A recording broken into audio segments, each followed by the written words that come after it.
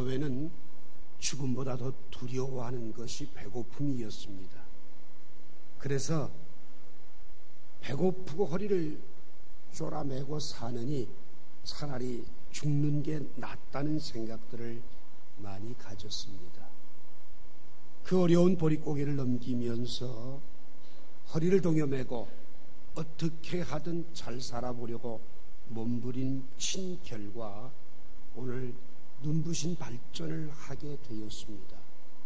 그런데 그 발전 배후에 물질 만능을 주장하며 마치 재산이 그 사람의 성공의 척도로, 그리고 권력을 손에 쥐는 것이 성공의 척도로 생각하며 살아오게 됩니다.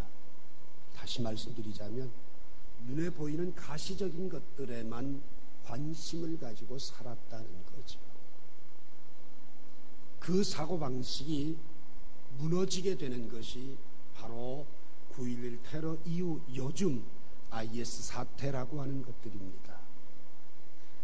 마치 11세기에 있었던 십자군 전쟁, 역사에서 여러분들 아마 들으셨으리라 생각을 합니다. 기독교와 이슬람의 문화적 충돌이지요.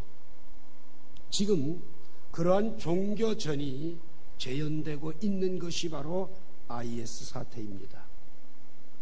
십자군 전쟁은 많은 사람들의 가치관과 생각을 바꾸어서 르네상스 문명이라는 것이 다가오게 되었고, 그 변화의 물결은 상당히 강력하게 영향력을 끼쳤습니다. 지금 IS 사태로 인해 전 세계가 고심을 하면서 상당히 많은 사람들은 불안에 떨고 있습니다. 그리고 눈에 보이던 가시적인 것을 쫓던 사람들이 어느 정도 모든 것들을 소유했다고 할지라도 죽음 앞에서는 소용이 없다라는 것들을 깨닫기 시작합니다. 더 중요한 건 세계 어디를 가도 안전한 곳이 없다는 거죠. 작은 소리에도 놀라고 불안해합니다. 배고픈 것보다는 단 하루를 살아도 마음 편하게 살고 싶다. 이것이 현대인들이 갖고 있는 고민입니다. 결국 마음 편안하게 살 수 있는 방법이 뭘까? 지식의 정도의 차이에 따라서 미신과 샤머니즘을 추종하는 사람도 생겨지고, 또 하나님께로 돌아오는 사람들도 생겨지게 됩니다. 그런데 지금 성경은, 오늘 여러분과 제가 읽은 이 말씀은 이 시대의 모든 사람들의 삶을 달구어진 화덕과 같다. 오늘 본문에 보면 4절, 6절, 7절에 화덕이라는 이야기가 나옵니다.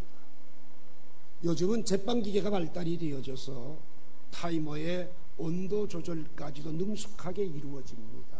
그러나 이 성경이 쓰여지던 당시에 과자를 만들거나 빵을 만들려면 화덕에 불을 지펴서 그 불이 불꽃이 일어나 세게 되어서 가열이 올라가야만, 온도가 높아져야만 빵을 구울 수가 있게 됩니다.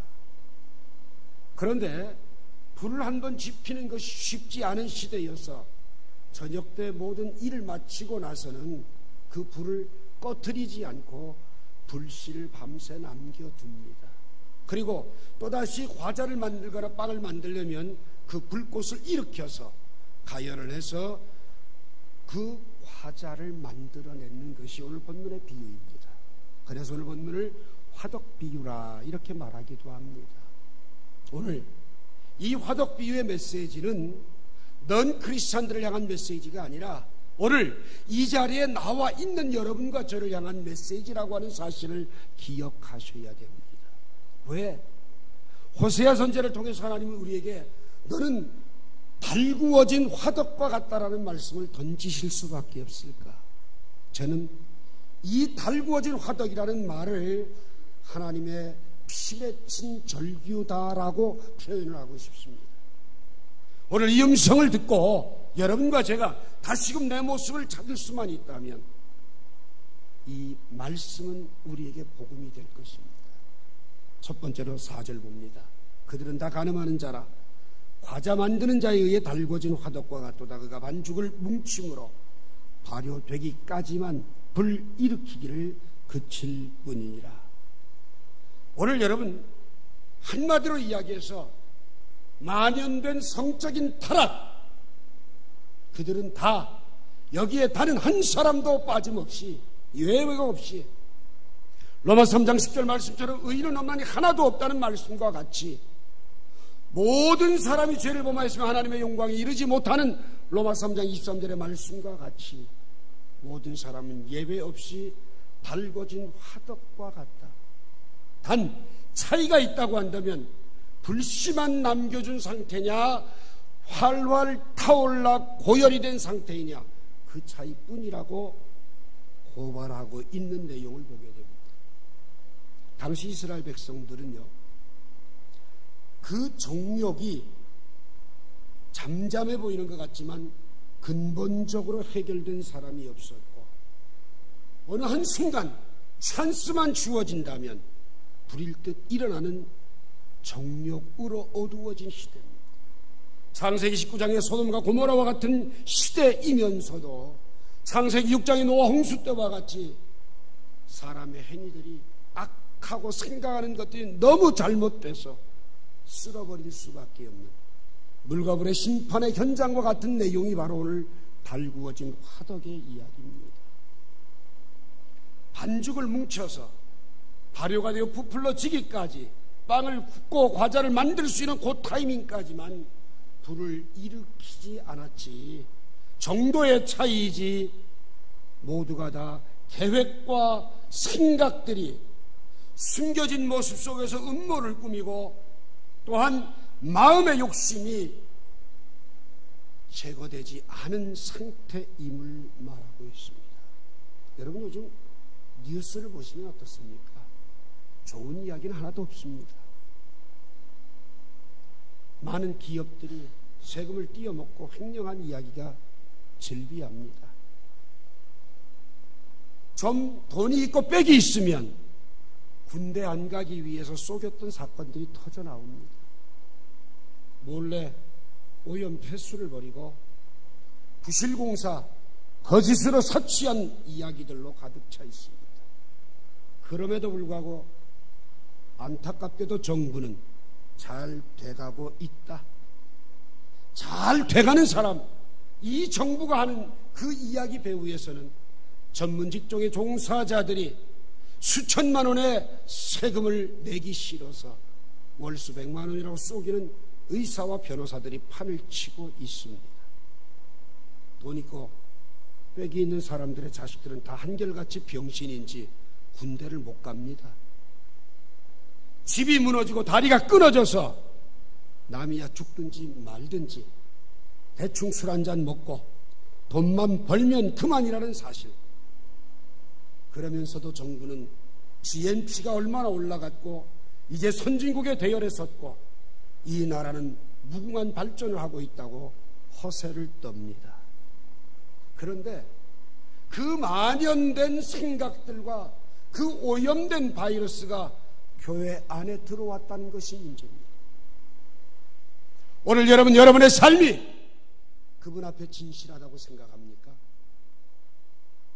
여러분의 생각과 여러분의 행동이 이중적 모습은 아닌가요? 겉과 속이 전혀 다르고 겉은 회칠한 무덤과 같이 화려하지만 속은 썩은 것들로 가득 차 있는 내 모습은 아닌지, 여러분과 제 가슴 속에 하나님은 사랑의 하나님이라서 대충 해도 이해해 주실 거야. 스스로 위안을 삼는 잘못된 모습들이 바로 그들은 다 간음하는 자라라는 말씀의 의미입니다. 믿음을 지키기 위해서 여러분 목숨 걸어보셨습니까? 신앙생활 때문에 여러분의 정조를 지키면서 타협하지 않고 거룩함에 서 보셨습니까? 선도 없고 물에 물 탄 듯 술에 술 탄 듯 적당하게 처세하는 것이 이 시대를 살아가는 방법이라는 사고가 여러분들의 가슴 속에 자리 잡고 있지는 않을지요. 여러분, 신앙의 정조를 지키지 않는 것은 우상 숭배입니다. 이랬다 저랬다 내 마음대로 살아가는 것, 편의적 발상 자체가 바로 달구어진 화덕이라는 이야기입니다. 여러분, 힘들고 어려울 때 하나님을 찾다가 살만해지면 필요 없다고 등져버리고 내 멋대로 살아가는 것, 이것이 바로 달구어진 화덕입니다. 하나님의 백성 크리스찬의 삶이 뭡니까? 데살로니가전서 4장 3절에 보니까 하나님의 뜻은 이것이니 너희의 거룩함이라. 음란을 버리고 가늠한 삶에서 벗어나라. 하나님이 우리들에게 요구하는 순도는 거룩함입니다. 만약 크리스찬이 거룩함을 잃어버려서 빛도 아니고 소금 역할도 하지 못한다면 그 사람은 크리스찬 아닙니다. 오늘 나는 하나님의 백성으로서 예수 그리스도를 나의 구주와 주님으로 영접한 사람으로서 거룩함을 지키지 못한다면, 신앙의 정조와 순결을 상실해버린다면 죄송합니다만 달구어진 화덕일 뿐입니다. 고린도서 7장 1절에서 그런즉 사랑하는 자들아, 이 약속을 가진 우리는 하나님을 두려워하는 가운데서 거룩함을 온전히 이루어 육과 영의 온갖 더러운 것에서 자신을 깨끗하게 하자고 말씀하고 있습니다. 오늘 만연된 성적인 타락, 세상 어디를 봐도 성적인 무너짐이 없는 곳이 없고 이제는 교회 안에까지 만연된 이 상황 속에서 우리가 생명 걸고 지켜야 될 것은 거룩함입니다. 거룩해야 합니다. 그 거룩함을 내려놓는 순간 여러분과 저는 하나님의 백성이기를 포기한 자가 되고 말 것입니다. 두 번째로 5절 봅니다. 우리 왕의 날의 지도자들은 술의 뜨거움으로 병이 나며 왕은 오만한 자들과 더불어 악수하는도다. 그들이 가까이 올 때 그들의 마음은 간교하여 화덕 같으니 그들의 분노는 밤새도록 자고 아침에 피우는 불꽃 같도다.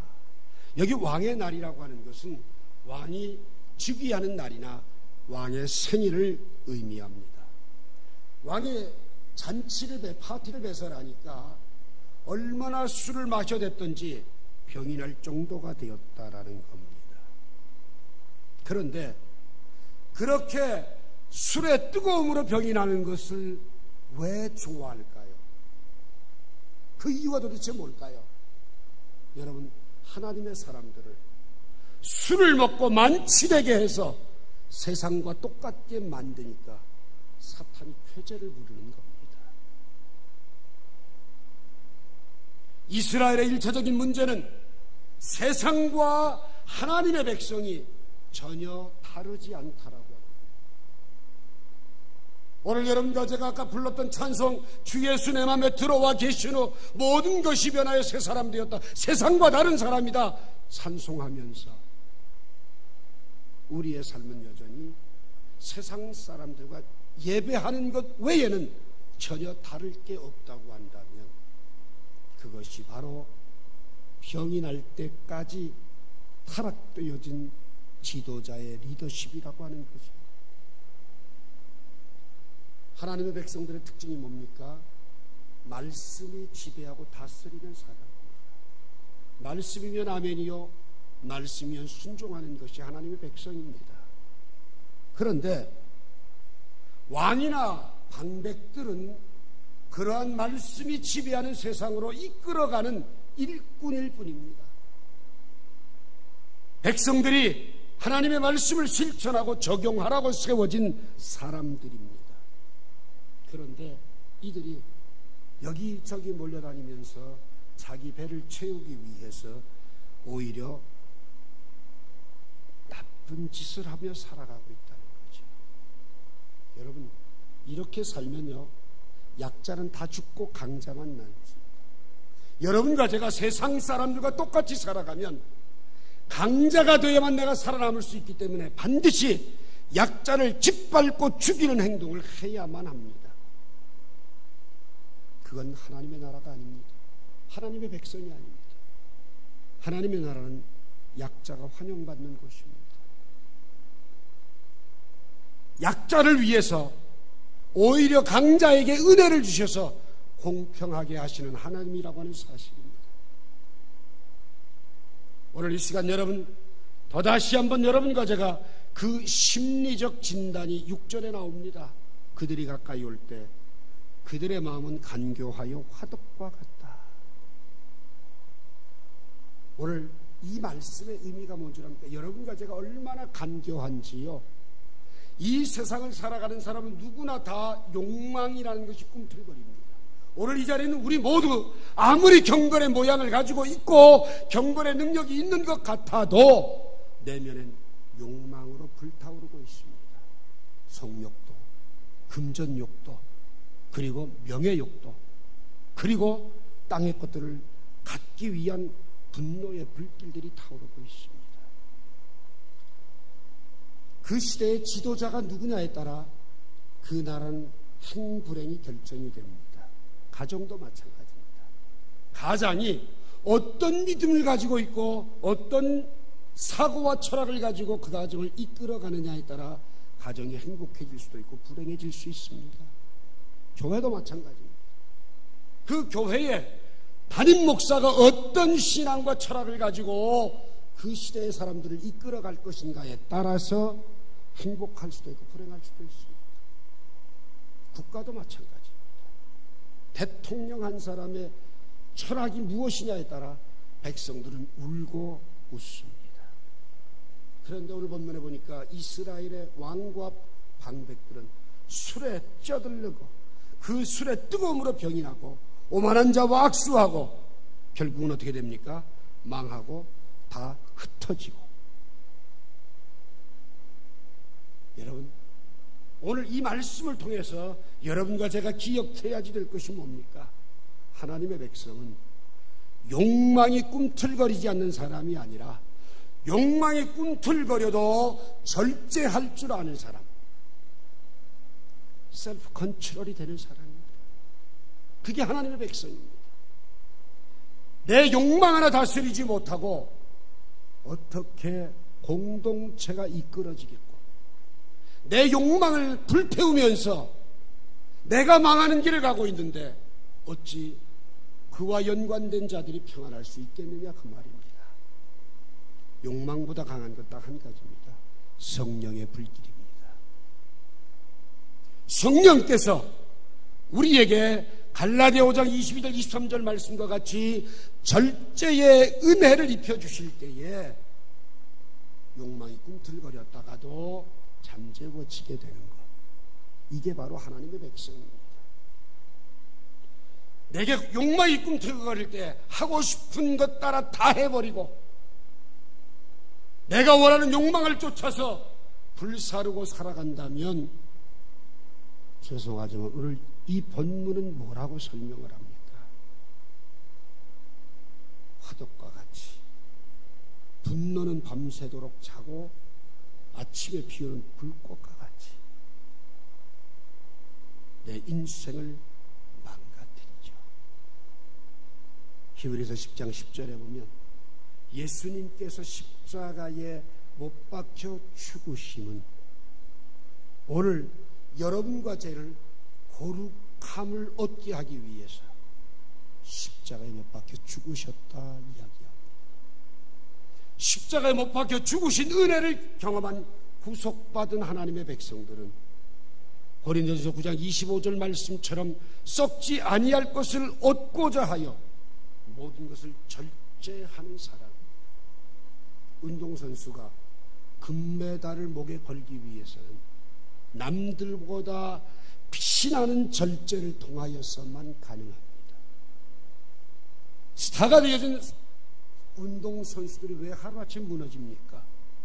절제가 무너지기 때문에 무너지는 겁니다. 오늘 여러분과 제가 하나님의 백성으로서 절제가 무너지면 우리는 그 순간 세상과 다를 바 없는 존재가 되어버리고 만다. 우리 스스로 진단해 보건대 마음이 간교해서 예배할 때는 잠재워진 것 같고 밤새도록 자는 것 같은데 예배당 문방만 나가면 불 피우는 꽃과 불꽃과 같은 모습으로 살아간다면 그게 무슨 프리시찬입니까? 하나님의 백성도 아니요, 세상과 다를 바 없는 존재요, 밖에 버리워져 밟혀지는 소금과 같은 존재임을 기억하시기 바랍니다. 한 가지 기억하십시오. 왜 병이 나느냐? 욕망대로 살기 때문에 병이 납니다. 병이 날 때까지 모든 병의 원인은 욕망에서부터 시작됩니다. 오늘 여러분 안에 꿈틀거리는 욕망들을 절제할 수 있는 은혜를 간구하면서 성령의 도우심을 받게 되기를 주의 이름으로 부탁합니다. 마지막 7절 봅시다.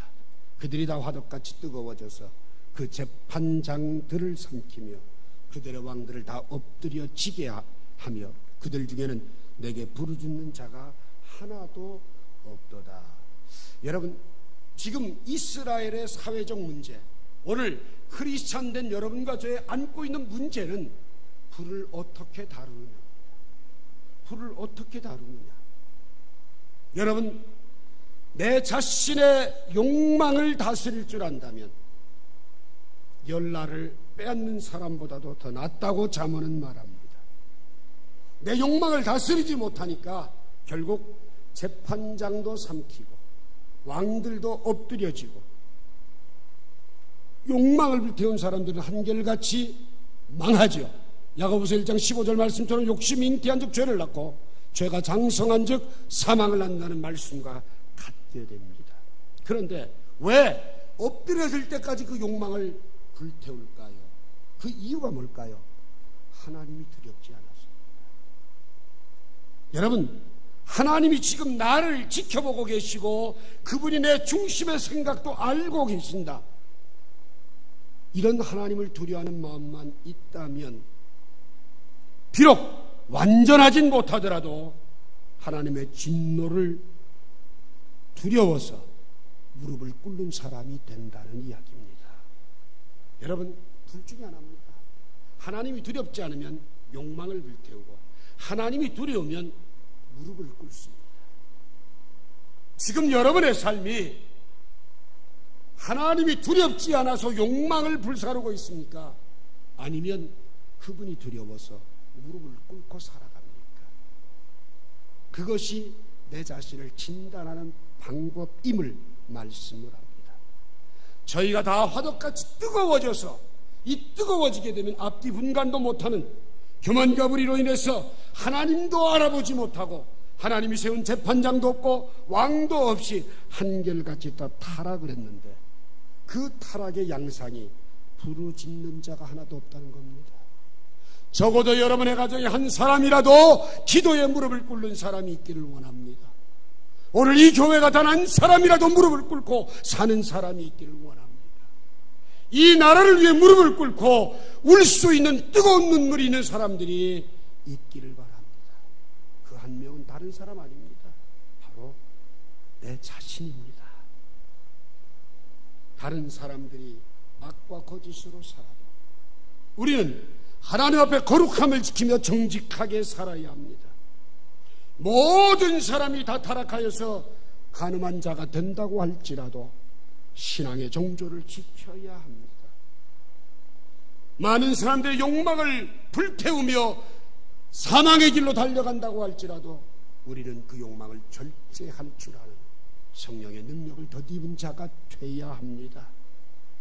그래서 내 안에서 탄식하시는 성령의 음성을 듣고 로마서 8장 26절처럼 기도하지 않고는 살 수 없고, 사무엘상 12장 23절 말씀처럼 기도의 쉬는 죄를 깨닫는 사람이 되어야 될 것입니다.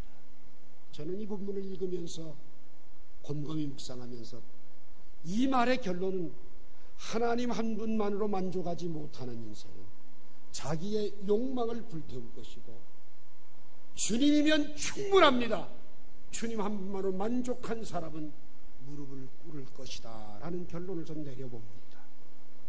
여러분 어떻습니까? 무릎을 꿇는 당신의 모습을 원하시는 주님 앞에서 주님이면 충분합니다라는 고백을 하실 수 있겠는지요? 골로새 4장 2절에 기도를 계속하고 기도에 감사함으로 깨어 있으라고 말합니다. 시험에 들지 않게 깨어 있어 기도하라고 마태복음 26장 41절은 말합니다. 에베소 6장 18절에 항상 성령 안에서 깨어 구하기를 항상 힘쓰고 여러 성도를 위해 구하라고 말씀합니다. 빌립보 4장 6절에 아무것도 염려하지 말고 오직 모든 일에 기도와 간구로 너희 구할 것을 감사함으로 아뢰라. 그래야면 모든 지각 위에 뛰어난 그리스도의 평강이 너희 마음과 생각을 지키시리라. 이 은혜가 여러분 가족에게 있기를 원합니다. 오늘 말씀을 결론 내리고자 합니다. 로마서 6장 22절에 그러나 이제는 너희가 죄로부터 해방되고 하나님께 종이 되어 거룩함에 이르는 열매를 맺었으니 그 마지막은 영생이라고 말씀합니다.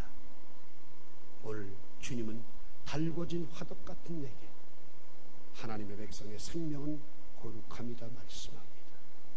하나님의 백성은 욕망을 불태우는 사람이 아니라 성령의 능력으로 절제할 줄 아는 사람이라고 말씀합니다. 하나님이 두렵지 않아 욕망을 불태우는 사람이 되지 말고 무릎으로 주님의 은혜를 구하는, 그리고 그의 나라를 확장해가는 거룩한 백성들이 되기를 주의 이름으로 축원합니다. 기도합시다.